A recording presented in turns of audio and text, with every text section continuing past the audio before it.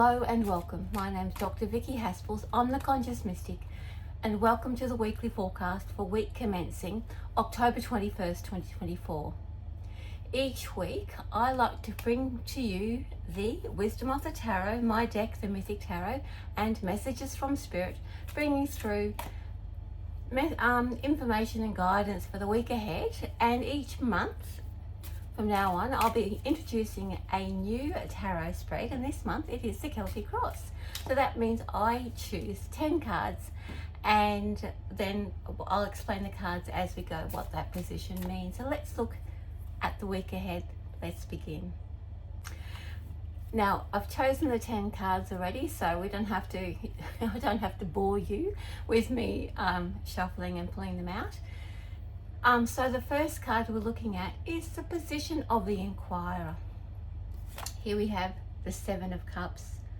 Love it when the Seven of Cups turns up, because that means we have choice.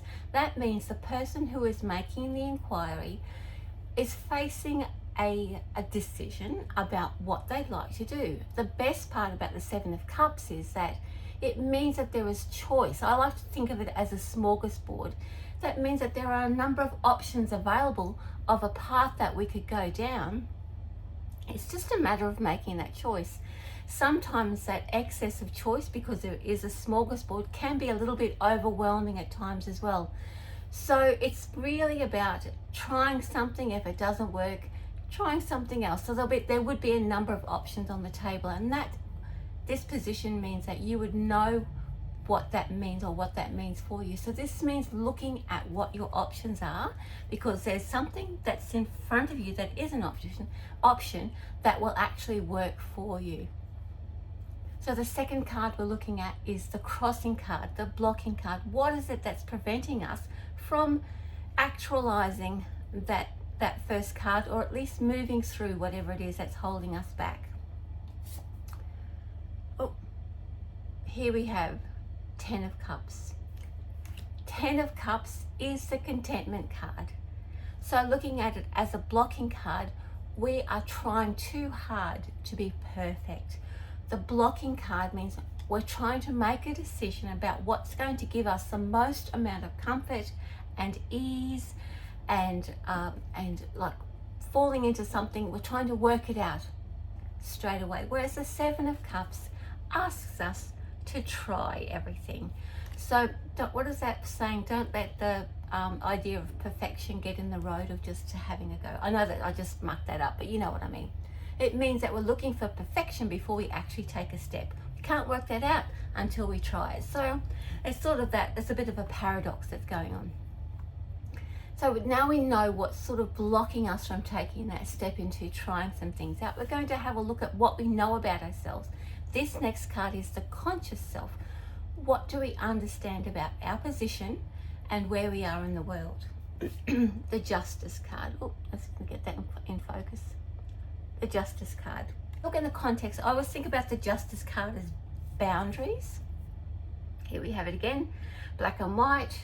There are two columns on either side. So I look at it as those two columns as being our boundaries, and not extending ourselves past that.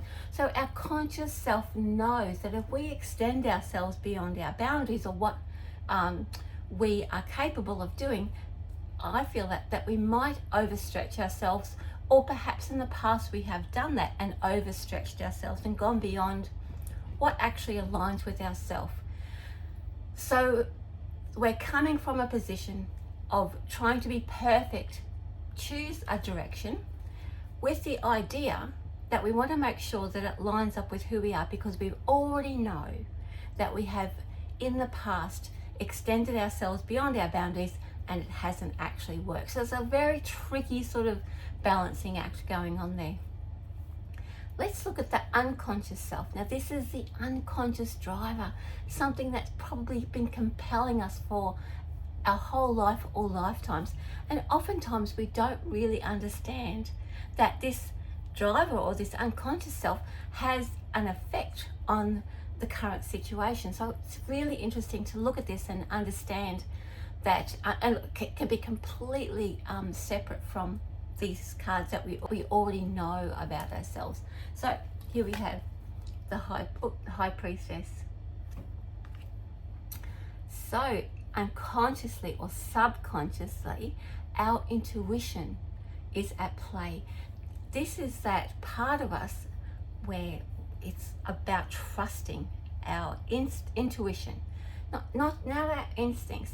Something deep inside of us knows that if we move forward, something is going to happen that aligns with who we are.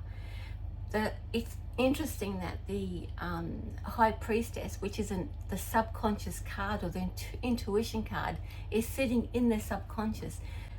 Intuitively, we know that something is shifting and changing and ready to move forward. And because we don't have all of that information, we must feel it rather than work it out in our mind, then it requires us to connect with a deeper part of who we are. So in order for all of these conscious things that we know, the surface stuff that we know, to align and fall into place, it's really about getting in touch with intuitively or subconsciously, what is it that we're really wanting to step into? What does it mean for us personally on an intuitive level? And I think the only way to actually connect to that is to do some meditation exercises. And that's not, you don't have to sit for hours and hours every day. You can do that if you want to, if that's what works for you. It can be out in nature. Anything that distracts you from your current moment and allows your mind to be free of those capturing thoughts, allows the intuitive self to come forward. And remember, the intuition is the body, it is not our thoughts. Our thoughts interpret the feelings. So it's about connecting to the sentient part of who we are. Okay, now the next card we're going to look at is the past influence. This is the influence that is leaving us. This is the thing that brought us here, that got us here. And sometimes it can be a little bit harsh, or sometimes it can be fun, but it's something that we're leaving at the door. So what is it that we don't need to take forward with us, but to acknowledge that it got us here? And sometimes it's hard to let go of those things because it means, oh, it's a bit scary because we're changing our modus operandi. So, here we have the Nine of Swords. Nine of Swords is like that. Overthinking, trying to, and sometimes even self-sabotage. What I'm getting from that card is that need to punish ourselves and push ourselves and say, you're not good enough. You've got to do this. You've got to prove yourself, and all the things that we tell that crush us. We're leaving that behind. I know it sounds counterintuitive, but really that type of thinking got us here. But we don't need it anymore because all of these other cards are now in play. So we can comfortably leave all of that self-sabotage behind. It's not required to punish ourselves or to berate ourselves to get us to do anything or step over or take a chance and so on and so forth. So isn't that a relief? I would like to take a breath. So anyway, the next card we're looking at is the future influence. What is it that's going to move us out of that past and into the future? What's going to help us along the way so that it's almost like holding our hand and reassuring us that it's okay, take that step. What is the influence that's going to work for us? Three of Swords, grief card. So the Three of Swords, it represents the opening up of the heart. I feel that in order for us to step into what makes us happy, remember, where is it? The Seven of Cups, finding the pathway, taking some chances about what makes us happy. We must embrace or acknowledge that we are leaving behind, and perhaps how we have lived up until now. To acknowledge that we don't have to, it's not about healing it, and it can heal, by the way. But for example, if we had put our life on hold for years and years, and now there's an opportunity to step into something, and we might realize or think that those years were wasted. They're not, by the way. However, it's what our mind is telling us. And so we are reconciling those thoughts and fears and grief. It's recognizing it and reconciling it, recognizing it, and allowing it to move on. So until we acknowledge those things that we have, again, we talked about the Nine of Swords and the punishing ourselves, until we can acknowledge that and show ourselves some compassion through that grief. After grief comes compassion, then we can move on. So that's the helpful influence. In other words, wherever we have punished ourselves, wherever we have held ourselves back, we can look at it honestly out in the open and say, yeah, I did that, but you know what? I'm leaving that behind now. Thank you very much. You got me here. Thank you very much. And that is the helpful influence, is to be honest with ourselves. Okay, so the next card is the immediate result or future of all of these cards that are here. We're going to look at the result if we follow the pattern or follow the guidance of the cards, or play it out. As it plays out, what's going to be that immediate result? We have the Knight of Pentacles. Knight of Pentacles is a very solid card. It gives us certainty and surety that we are on the right path. It is giving us stability. It's a Pentacles card. It is of the world. That means we don't have to pretend or make something up or visualize anything. It gives us a solid, clear pathway forward, one that makes sense and is not, as I said, like a fantastical vision. It's showing us that we have made the right choice. So it's going to show us that the Seven of Cups will be resolved, and we will pick something or show us that we are aligning ourselves with our soul, with our values, which is what the Justice card represents, don't forget. When we feel that certainty of the Knight of Pentacles, that gives us the green light to move forward and challenge ourselves to go even further. What else is possible? It's not just the beginning, it is the next step in saying, right, I got this, I understand things now, where is it going to take me? Now the next card we're looking at is the view of others. This card represents our external world and how other people may be treating us and how they may be interpreting our behavior or our state of being, or it gives us a clue about our environment, and we can acknowledge, or at least say, oh yeah, that's actually happening to me, rather than continually saying, what, you know, giving grace to sometimes toxic people, but also giving thank you to people who are actually supporting us. So let's see what's influencing us, or what environment are we in. And this is the view of others. The Four of Swords. So that is a sense that we are on our own. That may have a sense that we are doing this without, and I'm not getting that we're not doing it without mentors or guides or teachers or even really good friends or supportive friends, but it just feels like that we are alone. And it also feels like that we need to be alone. So in other words, if we feel like that we're walking this path, it's not a lonely path with the Four of Swords, but it can feel quite alone. We are signaling to the outside world that we need this space right now. So don't think that because there's nobody rushing in to say, oh, even if you ask for advice, do this, do that, or give you some helpful tips, or that it's not making any sense, it's simply because our internal self, our aura is radiating. I need some space at the moment to work this out for myself. Thank you very much. And what is it?